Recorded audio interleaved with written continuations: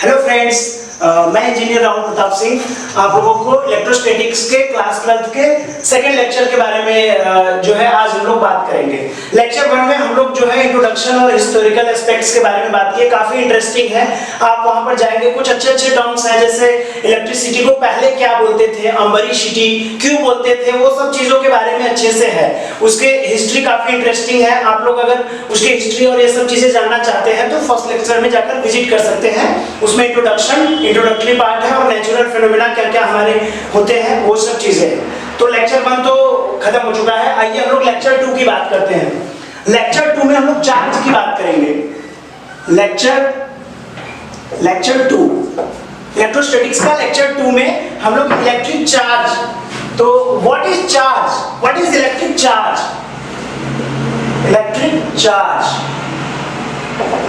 Electric charge बिल्कुल जैसे मास है। मास क्या है? Fundamental property of matter. Fundamental क्यों है? मास फंडामेंटल क्यों बोला जाता है? क्योंकि वो 7 जो फंडामेंटल यूनिट्स हैं उसमें से एक है। अब वो जो यूनिट्स हैं उनको फंडामेंटल ही क्यों बोलते हैं? क्योंकि मास को आप किसी दूसरे टर्म्स में नहीं बता सकते। जैसे मास है, मास को आप चाहे किसी दूसरे फंडामेंटल यूनिट के टर्म्स में बताना तो नहीं बता सकते। तो ये जो 7 टर्म्स दिए गए हैं वो 7 टर्म्स में ही बाकी किसी भी टर्म्स को बताया जाता है, किसी भी फिजिकल क्वांटिटी को एक्सप्रेस किया जा सकता है। तो इसी तरह चार्ज भी मास की तरह एक इंपॉर्टेंट और दूसरा फंडामेंटल यूनिट है। तो charge is a fundamental property of matter. Charge it is a fundamental property of matter. ये बहुत इंपॉर्टेंट चीज है। चार्ज क्या है? Fundamental property of matter. तो आइए हम लोग पहले चार्ज के प्रॉपर्टीज के बारे में बात करते हैं। आपने इंट्रोडक्शन में जो भी चीजें पढ़ी हैं उसके बारे में हम लोग देख लेंगे चैप्टर लेक्चर 1 में। उसमें चार्ज के बारे में कुछ चीजें कहां से ओरिजिनेट हुई हैं, ग्लास रॉड पर, ये सब चीजें पूरा डिस्कस हुई है। ठीक है, तो इसमें हम लोग प्रॉपर्टीज ऑफ चार्ज की बात करते हैं। Properties of charge. Properties of charge की बात करें तो इसके बहुत अच्छे अच्छे प्रॉपर्टीज हैं। इसका सबसे पहला प्रॉपर्टी अगर हम लोग बात करें टाइप्स ऑफ चार्ज, इसको हम लोग दूसरी तरह से बोलते हैं पोलैरिटी ऑफ चार्ज। पोलैरिटी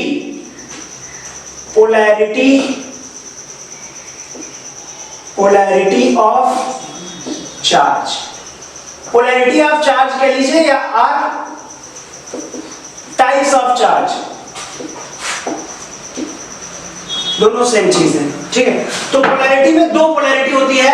एक पॉजिटिव पोलैरिटी होती है, positive polarity that is positive charge.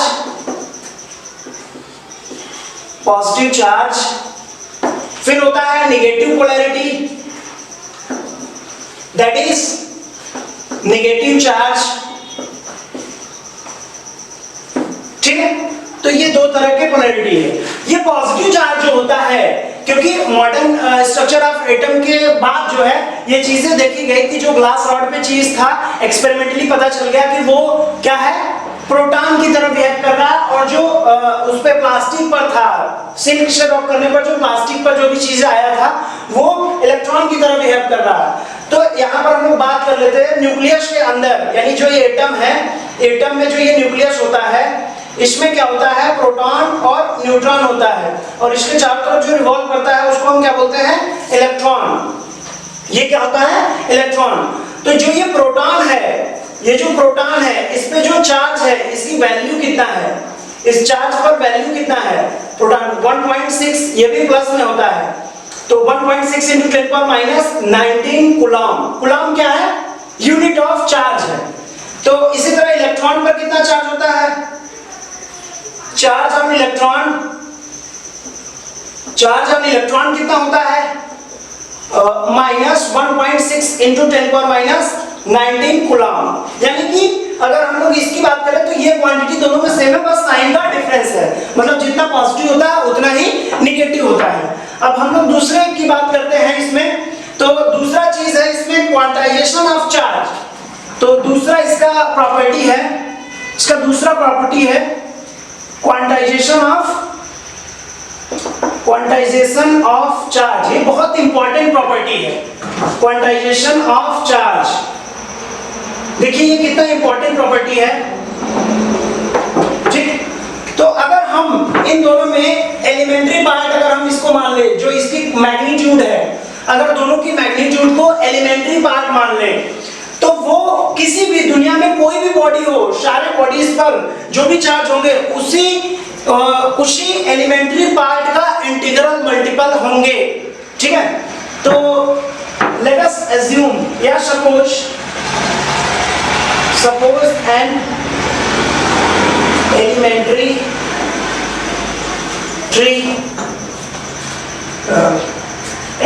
Unit, suppose an elementary unit e एक एलिमेंट्री यूनिट है, ये इलेक्ट्रॉन की बात नहीं हो रही है, ये ई है, एलिमेंट्री यूनिट है। इसकी वैल्यू जो है, इसकी वैल्यू है 1.6 × 10⁻⁻19, इसमें कोई यूनिट नहीं है, ठीक है, इसकी वैल्यू इतना है।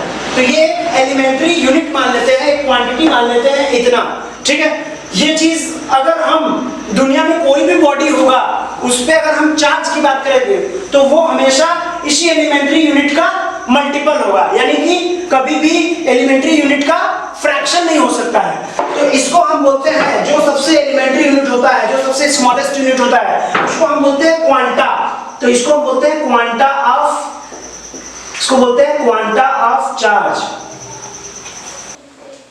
इसका मतलब ये जो एलिमेंट्री यूनिट है ये क्या है, इसका क्वांटा है, यानी कि जो भी टर्म्स होगा इसी के टर्म्स में मल्टीप्लाई होगा, कभी भी क्या होगा, ये इसका मल्टीपल ही होगा। दुनिया में कोई भी चार्ज होगा, यानी कि चार्ज ऑन एनी बॉडी, दुनिया में कोई भी बॉडी हो उस पे जो भी चार्ज होगा Q, मान लीजिए वो चार्ज Q है, Q हमेशा इसी क्वांटा, इसका ये क्वांटा है E, तो इसी E का ही मल्टीपल होगा, यानी कि 1E 2E 3E 4E 5E कुछ भी हो सकता है, लेकिन वो हमेशा E के ही मल्टीपल में होगा, कभी भी फ्रैक्शनल फॉर्म में नहीं होगा। तो यानी कि it is always multiple of E, that is integral multiple of E। ये क्या है, n क्या है, इंटीजर है, n is integer, integer can be negative और पॉजिटिव, और E क्या है यहाँ पे, इज एलिमेंट्री यूनिट, ये जो अभी ऊपर डिफाइन किए हैं एलिमेंट्री यूनिट, यानी कि E की वैल्यू क्या है, E is equal to 1.6 × 10⁻⁻19 coulomb, ये इतना वैल्यू है E की। तो किसी भी दुनिया में कोई भी बॉडी हो उसके ऊपर जो चार्ज होगा हमेशा इंटीग्रल मल्टीपल ऑफ n के बराबर होगा, मतलब n into this elemental unit, कभी भी फ्रैक्शनल नहीं हो सकता है। फ्रैक्शनल मतलब जैसे 1/2E नहीं हो सकता है और 17/3E नहीं हो सकता है, दुनिया में कोई भी फ्रैक्शनल चीज ले लो नहीं हो सकता है। क्या 15/3E हो सकता है, हाँ, क्योंकि ये इंटीजर में कन्वर्ट हो जाएगा, ये कितना हो जाएगा 5E, मतलब हमेशा ये जो इसका कोफिशिएंट है वो हमेशा इंटीजर ही होना चाहिए, ठीक है। और E की वैल्यू उसमें रखोगे तो हमेशा वो चीज रखेंगे तो वो चीज हमेशा उसके बराबर आ जाएगा। इसका मतलब क्या है कि जैसे जब भी दुनिया में किसी भी बॉडी पर जो चार्ज होगा वो 1.6 × 10⁻⁻19 का मल्टीपल होगा। इसका मतलब इतना हो सकता है, या 3.2 × 10⁻⁻19 हो सकता है, या 4.8 × 10⁻⁻19 हो सकता है, या 6.4 × 10⁻⁻19 हो सकता है, इसी के मल्टीपल में रहेगा, इसके बीच का कभी भी नंबर नहीं हो सकता है। यही होता है क्वांटाइजेशन ऑफ चार्ज। तो क्वांटाइजेशन का मतलब हम लोग समझ लिए हैं। अब हम लोग अगला प्रॉपर्टी की बात करते हैं। अगला प्रॉपर्टी क्या है, अगला प्रॉपर्टी क्या है, अगला प्रॉपर्टी ऑफ चार्ज है, चार्ज इज ट्रांसफरेबल। अगला प्रॉपर्टी क्या है, प्रॉपर्टीज हम लोग पढ़ रहे हैं, properties of charge, that is electric charge. अगला प्रॉपर्टी है charge is transferable. Charge, electric charge is transferable. Transferable मतलब ट्रांसफर किया जा सकता है, ट्रांसफरेबल मतलब वन बॉडी से अनदर, ये बॉडी A है मान लीजिए और ये बॉडी B है, तो A बॉडी से चार्ज B पर ट्रांसफर किया जा सकता है। ए बॉडी से चार्ज बी पर ट्रांसफर किया जा सकता है। ये चीज हमें पता चला। कैसे पता चला? जो हम लोग इंट्रोडक्शन में पढ़े हैं, रॉड है, रॉड को वाइप आउट करते थे, रब करते थे, तो उसमें से कुछ चार्ज ट्रांसफर होकर सिल्क में चला गया, तो जितना उसमें से डेफिशिएंसी हुआ इलेक्ट्रॉन, ग्लास रॉड की केस में बात करें तो जितना इलेक्ट्रॉन में इलेक्ट्रॉन की डेफिशिएंसी हुआ ग्लास रॉड में, उतना ही सिल्क में इलेक्ट्रॉन आया। तो मतलब इसमें से चार्ज ट्रांसफर हो गया, charge transfer from A body to B, ये पॉसिबल है। इसके बाद चौथा क्या होता है? Charge is invariant. ये बहुत इंपॉर्टेंट चीज है। Charge is invariant.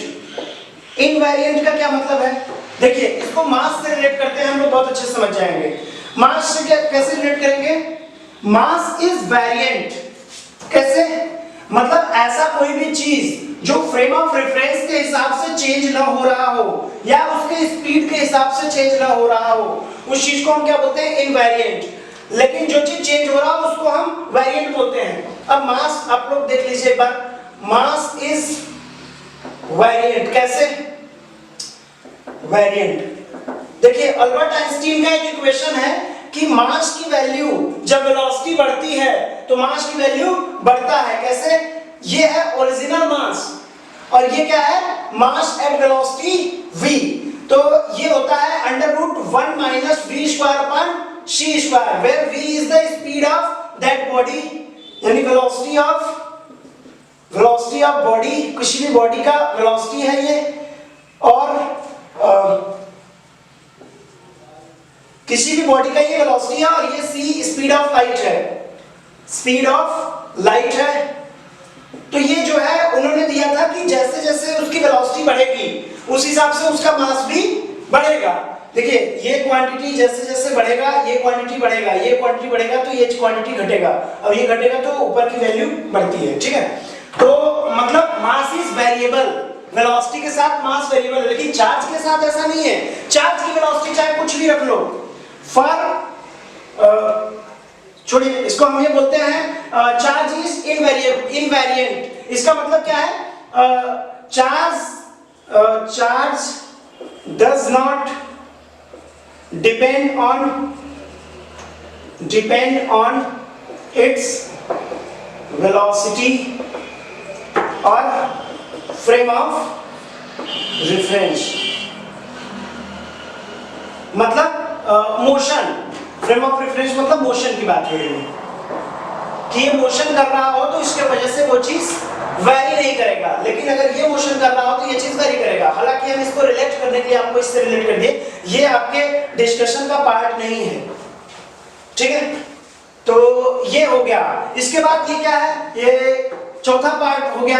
पांचवा पार्ट क्या है? Charge is scalar. चार्ज क्या है? Charge is not vector quantity, क्योंकि इसमें कोई डायरेक्शन नहीं होता। Charge is scalar. स्केलर मतलब यही चीज आप देख सकते हैं, charge is additive. Charge is additive मतलब इसको हम अलजेब्रिक सम कर सकते हैं। अगर किसी पे प्लस क्यू चार्ज है और किसी पे माइनस क्यू चार्ज है, ये Q1 है, माइनस Q2 है, और यहाँ पे माइनस Q3 है मान लीजिए, इस तरह से चार्ज है। तो अगर हमको नेट अमाउंट ऑफ चार्ज जानना है तो हमें क्या करना होगा? Q net is equal to algebraic sum of these three. तो इसमें कोई डायरेक्शन का चक्कर नहीं होता है, कोई एंगल का चक्कर नहीं होता है, मतलब वेक्टर की तरह इसको ऐड करने की जरूरत नहीं है। ये क्या है? इसका Q net की वैल्यू जो आ जाएगा सीधा सीधा अलजेब्रिक सम कर देंगे, Q1 minus Q2 minus Q3, ये जो वैल्यू आ जाएगा ये चीज आ जाएगा। इसका मतलब charge is a scalar quantity, it is associated with mass. इसका पांचवा प्रॉपर्टी जो है, छठा प्रॉपर्टी जो है, charge is associated with mass. ये बहुत इंपॉर्टेंट चीज है। विथ मास का क्या मतलब हुआ कि अगर मास है, अगर चार्ज है तो मास जरूर होगा। ठीक है, अगर चार्ज है तो मास जरूर होगा। तो इसका मतलब कि, और अगर मास है तो ये जरूरी नहीं है कि नेट चार्ज हो। ठीक है, तो अगर कभी भी आप समझ लीजिए कि फॉर एनी नेट चार्ज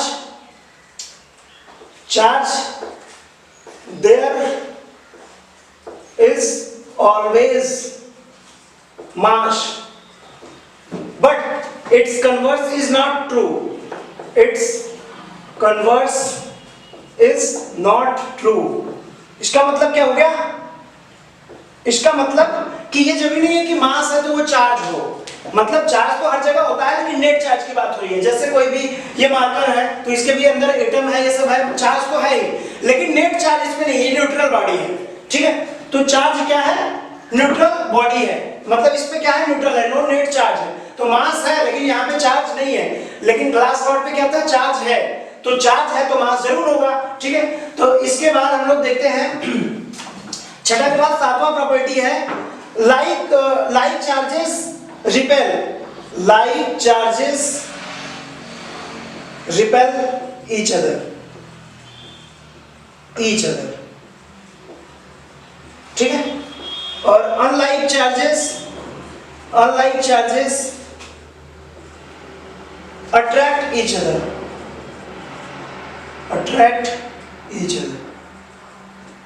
मतलब अगर हम प्लस प्लस की बात करें तो प्लस प्लस में रिपल्सन होगा, प्लस प्लस के बीच में रिपल्सन होगा, और माइनस माइनस के बीच में रिपल्सन होगा, लेकिन प्लस माइनस के बीच में, प्लस और माइनस के बीच में अट्रैक्शन होगा, ठीक है। तो ये है अट्रैक्शन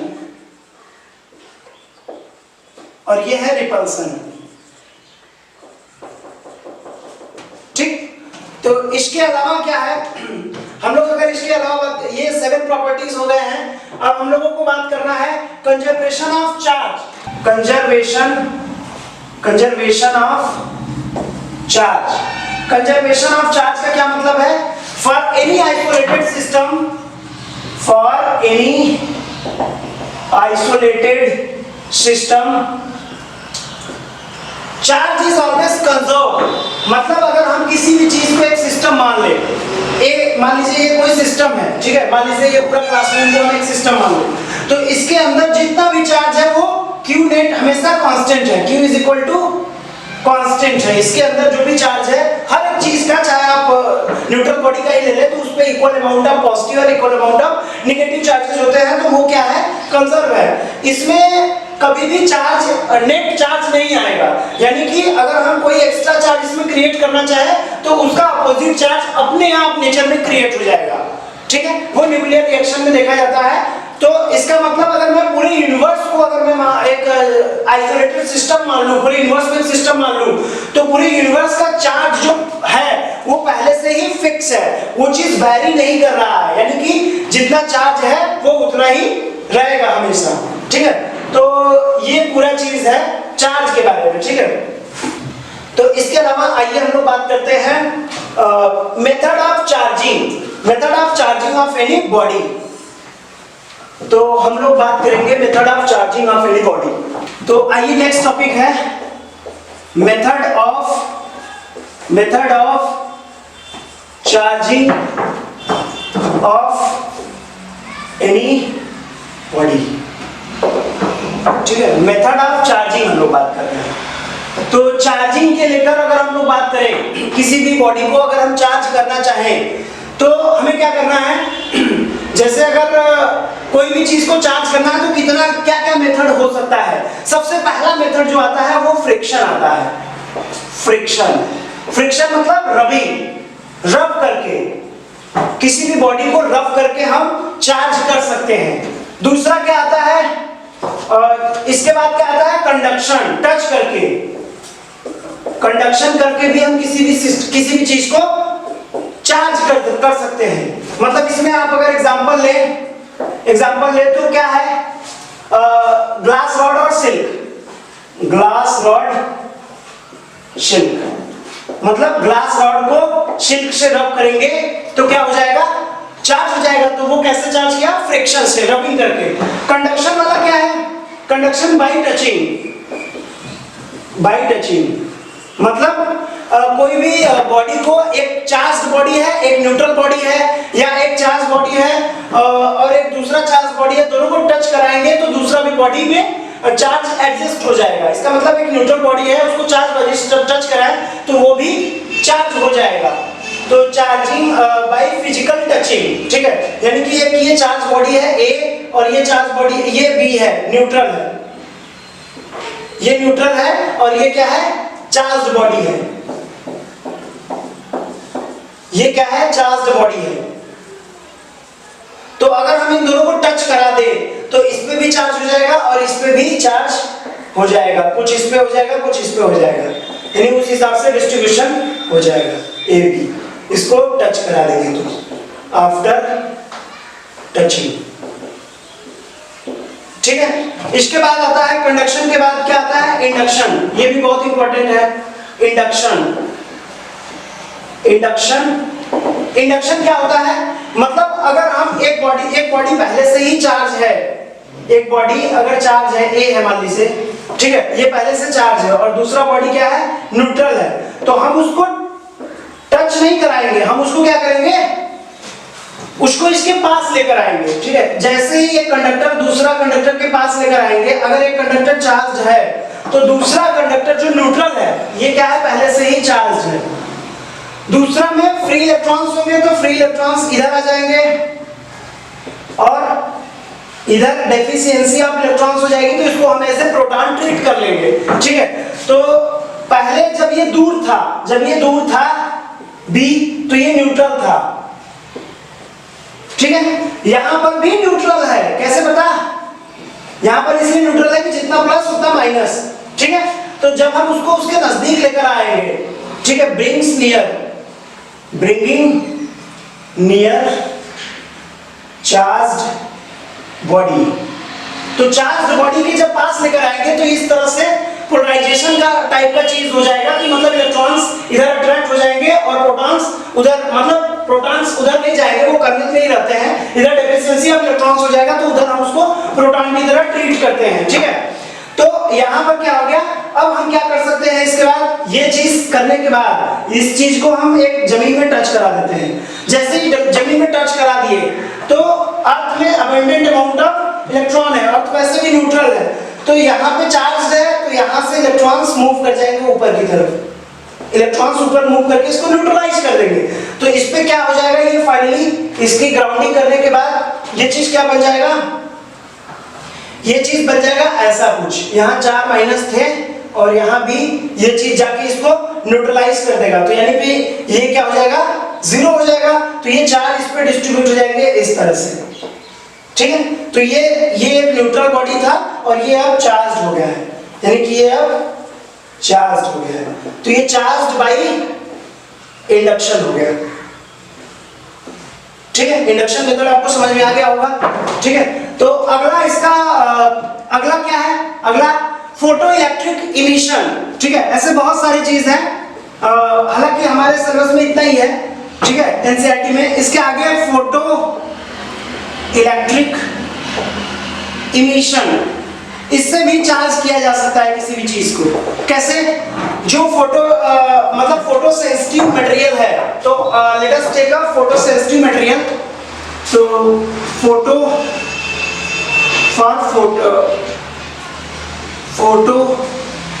सेंसिटिव मटेरियल अगर हम लेते हैं और उसको जो है फोटो सेंसिटिव मटेरियल है ये, इसको एक्सपोज कर देते हैं इन एक्सपोजर ऑफ सनलाइट, ठीक है। तो in exposure of sunlight whose wavelength or frequency is more than its threshold frequency, तो इसमें से इलेक्ट्रॉन एमिट हो जाते हैं। तो लाइट पढ़ने पर, मतलब hν पढ़ने पर, hν क्या है, फ्रीक्वेंसी ऑफ लाइट और प्लैंक्स कांस्टेंट, मतलब एनर्जी है लाइट की। तो इलेक्ट्रोमैग्नेटिक वेव यानी एनर्जी, जो लाइट की एनर्जी है, जब उसमें पड़ेगा तो इसमें से इलेक्ट्रॉन इजेक्ट हो जाते हैं। तो ये जो इलेक्ट्रॉन निकले हैं, ये इलेक्ट्रॉन क्या जो इमिट हुए इनको बोलते हैं फोटो इलेक्ट्रॉन, क्योंकि लाइट के वजह से निकले हैं। लाइट को फोटोन भी बोलते हैं ना, इसको फोटोन बोलते हैं, फोटोन, ठीक है। अल्बर्ट आइंस्टीन का ये इक्वेशन है, ठीक है, उन्होंने दिया है फोटो इलेक्ट्रिक इमिशन। तो इसमें से जो इलेक्ट्रॉन निकले इसी के नेम पर इसको बोलते हैं फोटो इलेक्ट्रॉन। क्या बोलते हैं, फोटो इलेक्ट्रॉन बोलते हैं। तो ये एक तरीका हो गया मतलब चार्जिंग का। इसके अलावा थर्मल इमिशन भी किया जा सकता है। थर्मल इमिशन कैसे किया जा सकता है, देखिए नेक्स्ट है थर्मल इमिशन। थर्मल इमिशन के क्या तरीके हैं? थर्मल इमिशन में क्या होता है, किसी भी बॉडी को हम हीट दे दें, ठीक है, अगर हम किसी भी बॉडी को हीट देते हैं तो ये क्या होता है, हीट होने की वजह से इसमें से कुछ इलेक्ट्रॉन निकल जाएंगे, एनर्जी उनकी ज्यादा हो जाएगी, वो बॉडी को छोड़ देंगे। तो जो ये इलेक्ट्रॉन निकलते हैं इसको बोलते हैं थर्मियोनिक इलेक्ट्रॉन। इसको क्या बोलते हैं? थर्मियोनिक इलेक्ट्रॉन, ठीक है। ये क्या है? थर्मियोनिक इलेक्ट्रॉन है। और ये क्या है? फोटो इलेक्ट्रॉन्स है। तो ये थर्मल इमिशन से भी यहाँ से इलेक्ट्रॉन निकले तो डेफिशिएंसी ऑफ इलेक्ट्रॉन हो गया, तो ये चार्ज नहीं हो गया, तो ये भी चार्जिंग का तरीका, ये भी चार्जिंग का, लेकिन ये एडवांस तरीके ये डेली लाइफ में यूज नहीं किए जाते हैं। तो इसके आगे जो है नेक्स्ट हम लोग इसकी बात कर ले तो एक और तरीका है, यहाँ पर बता देते हैं, एक और तरीका है field emission. Field emission, field emission का मतलब क्या हुआ? फील्ड इमिशन मतलब आयनाइजेशन। आयनाइजेशन, आयनाइजेशन क्यों बोल रहे हैं? यानी कि कोई भी बहुत हाई पोटेंशियल में किसी भी चीज को रखते हैं, मान लीजिए कोई रीजन है, इसके बीच में पोटेंशियल डिफरेंस बहुत ज्यादा है, इनके बीच में पोटेंशियल डिफरेंस बहुत ज्यादा है, तो इस रीजन में कोई भी चीज आएगा तो वो चीज पोलराइज हो जाएगा। मतलब जिधर मान लीजिए कि यहाँ पे प्लस चार्ज है ज्यादा है और यहाँ पे माइनस चार्ज है, तो ये प्लस चार्ज इसको इतना ज्यादा अट्रैक्ट करेगा कि मान लीजिए ये कंडक्टर है तो इसमें के या एटम ही है मान लीजिए, तो ये एटम के सारे यहाँ पर आ जाएंगे, कौन? इलेक्ट्रॉन्स, और प्रोटॉन सारे इधर चले जाएंगे। तो ये चीज इस तरह हो गया। अगर बहुत ज्यादा एनर्जी दे तो अगर ये एटम है तो एक समय आ जाएगा कि ये टूट जाएगा, ये एटम टूट जाएगा। तो ये इलेक्ट्रिक फील्ड के वजह से हो रहा है, तो इलेक्ट्रिक फील्ड की वजह से टूट गया, इसीलिए इसको बोलते हैं फील्ड इमिशन। जब टूट जाएगा तो आयंस बन जाएंगे, तो इसलिए उसका आयनाइज हो गया, तो इसको भी इस तरह से भी चार्जिंग किया जाता है। तो ये क्या हो जाएगा? ये फील्ड, स्ट्रॉन्ग फील्ड की वजह से टूट जाएगा, ठीक है। तो ये सारे मेथड थे, मेथड ऑफ चार्जिंग। तो अब हम लोग ये पूरा मेथड ऑफ चार्जिंग पढ़ लिए हैं, किस तरह से किसी भी चीज को चार्ज किया जाता है। तो अब हम लोग पढ़ेंगे इलेक्ट्रोस्कोप। इलेक्ट्रोस्कोप क्या होता है? ये एक इंटरेस्टिंग और बहुत सिंपल डिवाइस है जो कि डिटेक्ट करता है किसी भी बॉडी पर चार्ज है कि नहीं है, ठीक है, किसी भी बॉडी पर चार्ज है कि नहीं, ये चीज को डिटेक्ट करता है।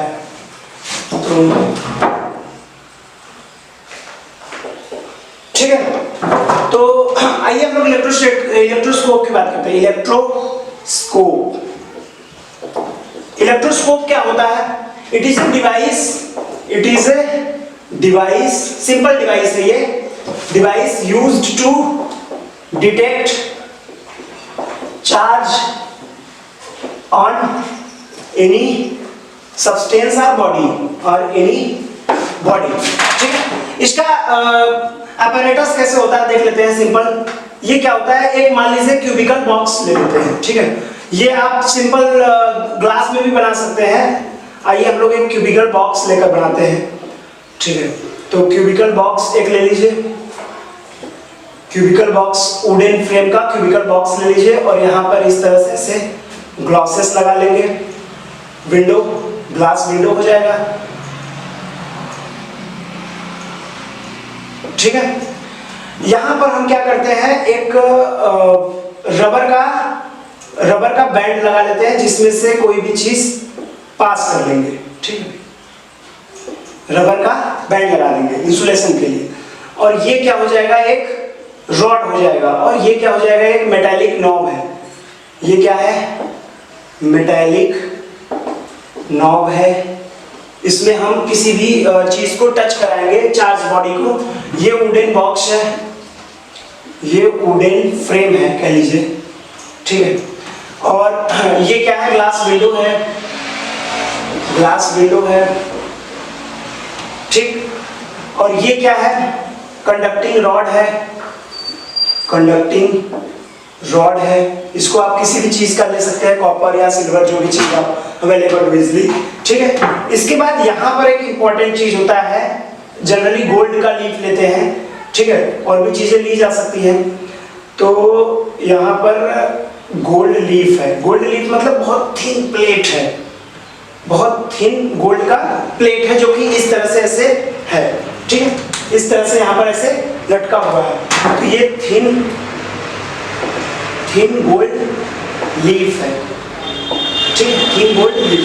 तो ये पूरा apparatus जो है इसको क्या बोलते हैं, ये यहाँ पे इंसुलेटेड है रबर बैंड, यहाँ पे रबर लगा हुआ है, कॉर्क भी यूज कर सकते हैं, यहाँ पे रबर है, ठीक है। तो ये पूरा सेटअप जो है ये इलेक्ट्रोस्कोप का सेटअप है, ठीक है। तो इस इलेक्ट्रोस्कोप में क्या होता है कि अगर हम कोई कंडक्टिंग बॉडी यानी चार्ज्ड बॉडी मान लीजिए ये है, ठीक है, इसको ले जाकर हम यहाँ पर टच करा दें, इसको ले जाकर यहाँ पे जैसे ही टच कराएंगे तो ये चार्ज, ये क्योंकि कंडक्टर है तो कंडक्टर में चार्ज पूरी तरह से यूनिफॉर्मली स्प्रेड हो जाता है, उसका जितना सरफेस पाएगा चाहे जितना भी बड़ा रहे वो यूनिफॉर्मली स्प्रेड होगा, कहीं भी ज्यादा या कहीं भी कम ऐसा नहीं होगा, ठीक है। तो वो यूनिफॉर्मली स्प्रेड हो जाएगा, तो ये चीज जाके इस पे यूनिफॉर्मली जब स्प्रेड होगा इसका चार्ज तो इस लीव्स पर भी आ जाएंगे, तो इसके इस साइड के लिप्स पर भी चार्ज आ गए और उस साइड के भी लिप्स पर चार्ज आ गए। तो इनिशियली ये जो लिप्स रहेगा वो देखिए, अगर मैं इसका इधर वाला सेक्शन बनाऊं, मतलब अगर मैं इसको इधर से देख रहा हूं, मान लीजिए ये पॉइंट ऑफ व्यू अगर मैं बनाऊं तो ये हमें सामने से ऐसा दिखेगा, ये देखिए लीफ का प्लेट है एक और ये दूसरा प्लेट है, ठीक है। तो ये लीफ का इस तरह का प्लेट है, तो जब न्यूट्रल है यानी इस पे कोई चार्ज नहीं है तो ये इस तरह का सिचुएशन हो गया, ये नॉब है, ये नॉब है और ये क्या है, लीफ है, ठीक है, ये लीफ है। जब इसमें जैसे ही चार्ज हम डालते हैं, क्यू चार्ज डाले, मान लीजिए किसी भी बॉडी को टच करा दिए, तो यहाँ से ये कंडक्टर है तो ये पूरा स्प्रेड होगा, इस पे आ जाएगा, इस पे आ जाएगा, तो इनके ये दोनों प्लेट के बीच में इंटरनल रिपल्सन शुरू हो जाएगा। क्या हो जाएगा, रिपल्सन। जब रिपल्सन शुरू हो जाएगा तो ये चीज ऐसे नहीं रह जाएगा, ये कैसा हो जाएगा, ये कुछ ऐसा हो जाएगा, नहीं, रिपल्सन की वजह से ऐसा हो जाएगा, ठीक है। अब इसी चीज को कैलकुलेट कर सकते हैं किसी स्केल पर कि इतना रिपल्सन हुआ, इतना एंगल बना तो मान लीजिए इतना चार्ज है, इतना एंगल बना तो इतना चार्ज है, तो ये कैलकुलेट कर सकते हैं। वैसे केवल डिटेक्ट करना हो तो अगर इनके बीच में रिपल्सन हुआ यानी कि प्लेट ऐसे है और कोई चीज टच कराए, ये हिला भी नहीं, इसका मतलब वो चार्ज नहीं है। लेकिन अगर चार्ज है तो टच कराने पर ये प्लेट जो ऐसे है वो ऐसे हो जाएगा, ऐसे हो गया तो हम बोल देंगे चार्ज है, सिंपल। तो ये सिंपल मेथड पर है। ये पिच बाल पर भी बनाया जाता है इलेक्ट्रोस्कोप, पिच बाल पर भी बेस्ड। आइए देख लेते हैं, उसमें नॉब ऑफ सब कुछ यही चीज रहेगा, यहाँ पे बस खाली पिच बॉल लटका देंगे, ठीक है, पिच बॉल लटका देंगे। जब यहाँ पे चार्ज करेंगे तो पिच बॉल पर यहाँ पे चार्ज जब आएगा तो इनके बीच में रिपल्सन होके ये चीज ऐसे हो जाएगी, ठीक है।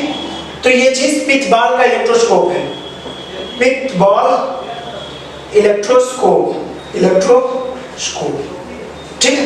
ये हमें नहीं जानना है, फिर भी उसका कंस्ट्रक्शन, ये जो भी चीजें किस बेसिस पे ये वर्क करता है, ये चीजें, ठीक है। आइए हम लोग बात करते हैं, ये हो गया पूरा इलेक्ट्रोस्कोप के बारे में। हम लोग कंडक्टर और इंसुलेटर की बात करते हैं, इसको नोट कर लीजिए आप लोग, वीडियो को पॉज करके स्क्रीनशॉट ले लीजिए, ठीक है। अब हम लोग आगे बात करते हैं कंडक्टर और इंसुलेटर क्या होता है, ठीक है। कंडक्टर्स एंड इंसुलेटर्स, ठीक है। कंडक्टर्स और इंसुलेटर क्या होता है, तो कंडक्टर की पहले बात करते हैं। कंडक्टर क्या क्या होता है बताइए जल्दी से। कंडक्टर जैसे ह्यूमन बॉडी या एनिमल, कोई भी बॉडी हो, ह्यूमन और एनिमल, बहुत अच्छा कंडक्टर नहीं है लेकिन फिर भी हम मान ले रहे हैं एनिमल बॉडी, ठीक है। कंडक्ट तो कर रहा है ना, हम लोग टच करते हैं तो इलेक्ट्रिक शॉक लग जाता है, मतलब हम कंडक्टर हैं, ये कंडक्टर हो गया। इसके अलावा मेटल्स, ऑल मेटल्स जितने भी हैं वो क्या है, कंडक्टर है। इसके अलावा भी अगर हम कोई भी बात करें तो जैसे अर्थ है, ये भी क्या है, अर्थ क्या है, कंडक्टर है, यानी ये भी कंडक्ट करता है, चार्ज को कैरी कर सकता है, ठीक है। अब अगर हम कंडक्टर की बात करें तो ये इजीली चार्जेबल है और इजीली डिस्चार्जेबल है। मतलब कंडक्टर का देखिए सबसे इंपॉर्टेंट चीज है कि अगर हम इस पे कोई भी क्यू चार्ज या प्लस क्यू या माइनस क्यू चार्ज अगर हम इस पे रखेंगे तो इसको टच करते ही फ्रैक्शन ऑफ सेकंड की बात है, जैसे मान लीजिए ये चार्ज बॉडी है, ध्यान से देखिए, ये चार्ज बॉडी है और ये अनचार्ज बॉडी है। जैसे ही बस हमको ऐसे टच कराना, बस इतने में फुल्ली चार्ज हो गया। मतलब अगर दोनों आइडेंटिकल है तो जितना चार्ज इस पे है, अगर मान लीजिए इस पे क्यू चार्ज है 5 कूलम, जैसे ही हम इसको ऐसे टच करें 2.5 कूलम इस पे 2.5 कूलम इस पे, बिना देखे, मतलब इतना फास्ट प्रोसेस है। तो कंडक्टर को चार्ज करना बहुत आसान है, डिस्चार्ज करना भी बहुत आसान है। कैसे? ये चार्ज बॉडी है, इसको बस जाके टच कर लीजिए, जमीन पे खड़े हो जाइए, आपकी बॉडी से पूरा चार्ज अर्थ में चला जाएगा। या अगर यहाँ पॉजिटिव चार्ज है तो इलेक्ट्रॉन्स जाके उसको न्यूट्रलाइज कर देंगे। यानी इसके अलावा और क्या कर सकते हैं, एक वायर लीजिए, इसको टच करा के जमीन में लगा दीजिए, ठीक है, उसको टच, इसी कॉन्सेप्ट पे अर्थिंग होगा। अगला टॉपिक अर्थिंग है। तो चार्ज इस पे रखते ही ये यूनिफॉर्मली, अगर ये स्फीयर है तो पूरे स्फीयर पर यूनिफॉर्मली स्प्रेड हो जाएगा, पूरे स्फीयर पर यूनिफॉर्मली स्प्रेड हो जाएगा, ठीक है। अगर लेकिन ये चीज क्या है, कोई भी किसी भी शेप का हो, अगर ऐसा भी हो तब भी अगर इस पे हम क्यू चार्ज रखते हैं तो ये पूरा यूनिफॉर्मली स्प्रेड हो जाएगा, एकदम यूनिफॉर्म। इसके हर सरफेस पर हर जगह आप जाएंगे तो चार्ज पर यूनिट एरिया, या चार्ज अगर 2 डायमेंशनल है तो 1 डायमेंशनल है तो चार्ज पर यूनिट लेंथ हो गया, ठीक है, और 3 डायमेंशनल है तो चार्ज पर यूनिट एरिया, ठीक है। कभी भी कंडक्टर के अंदर चार्ज रिसाइड नहीं करता है, ठीक है, वो हमेशा बाहर चला आएगा, वो बाद में आप लोगों को पता चलेगा अभी, ठीक है। तो ये हो गया कंडक्टर के बारे में। इसके बाद इंसुलेटर की बात करते हैं। इंसुलेटर्स, इंसुलेटर्स क्या होते हैं? इंसुलेटर्स में क्या होता है, एग्जांपल लेते हैं, जैसे रबर हो गया, जितना भी इंसुलेशन के लिए हम यूज करते हैं, रबर हो गया, प्लास्टिक हो गया, ठीक है, रबर हो गया, प्लास्टिक हो गया, और क्या होता है, ग्लास हो गया, इसके बाद ड्राई वुड हो गया, ये सब चीजों को हम ले सकते हैं। प्लास्टिक हो गया, ग्लास हो गया, ड्राई वुड हो गया। हरी लकड़ी में थोड़ा बहुत कंडक्शन हो सकता है, लेकिन ये चीज वो भी वाटर के वजह से। ड्राई वुड का खुद का कोई कंडक्शन नहीं होता है, या बहुत बैड कंडक्टर आप मान सकते हैं, ठीक है। तो अगर इस पे अगर हम चार्ज रखते हैं, मान लीजिए ये रबर है, वुड है, या तो इनमें से कोई भी है, मान लीजिए ये रबर है, ठीक है, या ग्लास है,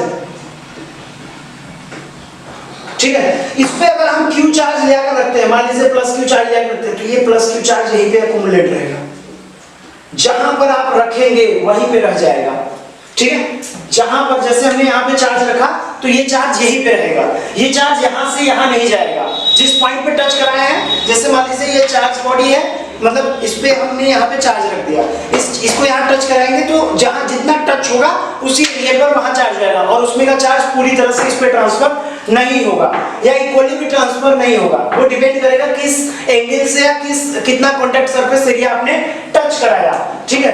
तो इसके बाद मान लीजिए it is very difficult, it is very difficult to charge an insulator, ठीक है, it is very difficult to charge an insulator. मान लीजिए किसी तरीके से, मान लीजिए चार्ज ले कर हर जगह जितना इसका सरफेस एरिया है, हर जगह हमने चार्ज ले के रख दिया, चार्ज कर दिया, मान लीजिए किसी भी तरीके से मेहनत करके काफी, ठीक है, हमने चार्ज कर दिया। तो अब इसके लिए एक नया प्रॉब्लम आ गया, इसको डिस्चार्ज करना भी बहुत मुश्किल काम है, यानी इसका पूरा चार्ज हटाना बहुत मुश्किल काम है। इसको वाइप आउट करेंगे कहीं ना कहीं चार्ज रह जाएगा, ठीक है, क्योंकि इतनी छोटी चीज है ये, तो देखना बहुत मुश्किल है। तो it is also very difficult to get charge off। इसका मतलब इस पे से चार्ज हटाना भी बहुत मुश्किल है। In case of insulator, in case of insulator, ठीक इसके उल्टा इस वाले में it is very easy to charge a conductor, ठीक है। और दूसरा क्या है, it is very easy to discharge a conductor, ठीक है। आपने देखा कैसे टच करा दिया, जस्ट जमीन से टच करा दिया, डिस्चार्ज हो गया, न्यूट्रल बॉडी से टच करा दिया, इसका चार्ज उसमें ट्रांसफर हो गया, मतलब न्यूट्रल। तो ठीक इसके उल्टा क्या है, it is very easy to charge a conductor, it is very easy to discharge a conductor. यानी कि कभी भी हम जब उसको टच कराते हैं किसी भी कंडक्टर को, बस देखा आपने टच कराया, डिस्चार्ज हो गया। अगर चार्ज बॉडी है उसको टच कराया दूसरे न्यूट्रल बॉडी से, तुरंत चार्ज हो गया वो। तो कितना चार्ज होगा, इसका सरफेस चार्ज डेंसिटी और उसका सरफेस चार्ज डेंसिटी, दोनों का सरफेस चार्ज डेंसिटी सेम होगा। सरफेस चार्ज डेंसिटी क्या होता है, चार्ज पर यूनिट एरिया, यानी per unit surface area irrespective of the size of the body. ठीक है, ओके। तो ये सब चीज कंडक्टर और इंसुलेटर के बारे में हो गया। अब हम लोगों को नेक्स्ट टॉपिक है जो जिसपे बात करना है, अर्थिंग। अर्थिंग को जानने से पहले थोड़ा सा हम लोग को पोलराइजेशन ऑफ एटम की बात कर लेते हैं। तो मान लीजिए इसी टॉपिक में हम लोग आइए बात कर लेते हैं थोड़ा सा polarization of atom. Polarization of atom, ठीक है। तो पोलराइजेशन एटम में क्या होता है कि ये मान लीजिए ये ग्लास क्या है, ग्लास रॉड बार बार क्यों लेते हैं, ग्लास रॉड इसलिए बार बार लेते हैं क्योंकि ये एक इंसुलेटर है और जब हम उसको टच करेंगे तो यहाँ पे भले चार्ज हो वो हमारे बॉडी से जमीन में नहीं जाएगा, इसीलिए ग्लास रॉड लेते हैं हमेशा।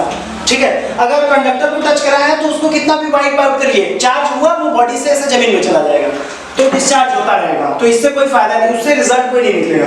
लेकिन अगर हम एक ग्लास रॉड को चार्ज किया हुआ मतलब सिल्क से रब करने के बाद ग्लास रॉड को अगर हम एक एटम के पास ले जाए, एटम कैसा होता है, उसके चारों तरफ इलेक्ट्रॉन क्लाउड होता है और बीच में न्यूक्लियस होता है। ठीक है, बीच में प्रोटॉन और चारों तरफ इलेक्ट्रॉन। तो ये जो जब हम इसको इसके पास लेकर आएंगे, जब हम इसको इसके पास लेकर आएंगे तो क्या होगा, इसका ये जो इलेक्ट्रॉन है ये इधर खींचा चला आएगा और प्रोटॉन उधर चला जाएगा, प्रोटॉन के बीच में रिपल्सन होगा और इलेक्ट्रॉन को अट्रैक्ट करेगा, तो इसका चार्ज क्लाउड जो है फिर से एडजस्ट हो जाएगा। मतलब इसका चार्ज क्लाउड कैसा हो जाएगा, ऐसा हो जाएगा। पहले कैसा था, ऐसा, ठीक है, पहले ऐसा था इलेक्ट्रॉन, अब इलेक्ट्रॉन ऐसा हो गया। क्या ये इलेक्ट्रॉन इधर शिफ्ट हो गया? नो, परमानेंट शिफ्ट नहीं हुआ है। इलेक्ट्रॉन आपको पता है कि चारों तरफ रिवॉल्व करता है अपने ऑर्बिटल में, ठीक है, तो वो रिवॉल्व कर रहा है लेकिन वो लिटिल मोर टाइम इधर स्पेंड करेगा। मतलब वो जब इधर से मूव करके जाएगा तो इधर ज्यादा टाइम वेस्ट करेगा, टाइम इलैप्स करेगा और इधर कम टाइम इलैप्स करेगा। मतलब कि अगर कभी भी हम इसके बाद लेकर आते हैं इस तरह से कोई भी एक ग्लास रॉड या चार्ज बॉडी, तो इस तरह से मेटल एटम पोलराइज हो जाता है। ठीक है, तो ये हो गया पोलराइजेशन। इसीलिए हम लोग केमिस्ट्री में भी पढ़ते हैं कि डेल नेगेटिव डेल पॉजिटिव, इस तरह से ना, तो वो यही चीज है, पोलराइजेशन ऑफ एटम है। तो ये इस तरह से हो गया। अब आइए हम लोग बात करते हैं अर्थिंग की। ठीक है, अर्थिंग की बात, अर्थिंग का कॉन्सेप्ट लेते हैं, इसको हटा देते हैं। ठीक है, इसको स्क्रीनशॉट ले लीजिए आप लोग और नेक्स्ट टॉपिक हम लोग बात करते हैं। कंडक्टर्स और इंसुलेटर के अलावा एक और टॉपिक है जो होता है सेमीकंडक्टर। ठीक है, जो इनके बीच का इंटरमीडिएट होता है, लेकिन उसके लिए एक अलग से चैप्टर बना हुआ है तो हमें इसको वहां पे पढ़ने की जरूरत नहीं है। उसमें फोटो इलेक्ट्रिक इफेक्ट और ये सब सारी चीजें जितना भी इलेक्ट्रॉनिक्स है उसी पे डिपेंडेंट है, तो एक चैप्टर है उसके लिए, वो लास्ट वाला चैप्टर सेमीकंडक्टर एंड डिवाइसेस, तो वो चीज हम लास्ट में पढ़ेंगे। अब हम लोग पढ़ते हैं अर्थिंग। ठीक है, तो अर्थिंग, व्हाट इज अर्थिंग? तो earthing it is a process, it is process of sharing extra charges from earth क्यों लिख रहे हैं? अर्थ की बॉडी जो है इतनी बड़ी है कि उसमें कोई भी चीज अगर टच कराएंगे तो दूसरा भी बॉडी तो उससे छोटा ही होगा, तो वो चीज उसके रेस्पेक्ट में उसमें जो भी एक्स्ट्रा चार्जेस है, जैसे अगर कोई एक कंडक्टर है उसके पास प्लस चार्ज ज्यादा है, ठीक है, तो यानी उसको डेफिशिएंसी आप इलेक्ट्रॉन कंसीडर कर सकते हैं। तो इलेक्ट्रॉन जो है इलेक्ट्रॉन की डेफिशिएंसी है तो वो अर्थ से ले लेगा। ठीक है, तो वो क्या हो गया, उसको ग्राउंडिंग करके हम उसको अर्थिंग बोलते हैं। तो मान लीजिए ये बॉडी ए है, इस पे प्रोटॉन्स इस पे हैं, मान लीजिए प्लस चार्ज है इस पे। प्लस चार्ज का मतलब क्या होता है, deficiency of electron. It can be considered as deficiency of electron. ये है डेफिशिएंसी ऑफ इलेक्ट्रॉन्स, ये डेफिशिएंसी ऑफ इलेक्ट्रॉन्स है। अगर हम इसकी ग्राउंडिंग कर दें, जमीन में टच करा दें, इसको बोलते हैं ग्राउंडिंग। इसको क्या बोलते हैं, ग्राउंडिंग। जमीन में टच करा दे किसी कंडक्टिंग वायर से, तो यहाँ डेफिशिएंसी ऑफ इलेक्ट्रॉन है, इसके पास अबंडेंट अमाउंट ऑफ इलेक्ट्रॉन है अर्थ के पास, तो अबंडेंट अमाउंट ऑफ इलेक्ट्रॉन है अर्थ के पास। ठीक है, तो ये इलेक्ट्रॉन्स किससे इधर ट्रांसफर हो जाएंगे, तो electron will move towards the body and neutralize all the positive charges. तो ये बॉडी कैसा हो जाएगा, ये फाइनली ये बॉडी ऐसा न्यूट्रल बॉडी बन जाएगा, जितने प्रोटॉन्स है उतने इलेक्ट्रॉन्स वहां पहुंच जाएंगे और न्यूट्रल हो जाएगा, कोई भी एक्स्ट्रा इलेक्ट्रॉन वहां नहीं जाएगा, ठीक है। तो इसी तरह मान लीजिए अगर हम एक दूसरा बॉडी लेते हैं, बी बॉडी लेते हैं जिसपे नेगेटिव चार्ज है, इसको अगर हम एक कंडक्टिंग वायर से टच करा देते हैं और इसको ग्राउंडिंग कर देते हैं, ठीक है, इसका ग्राउंडिंग कर देते हैं।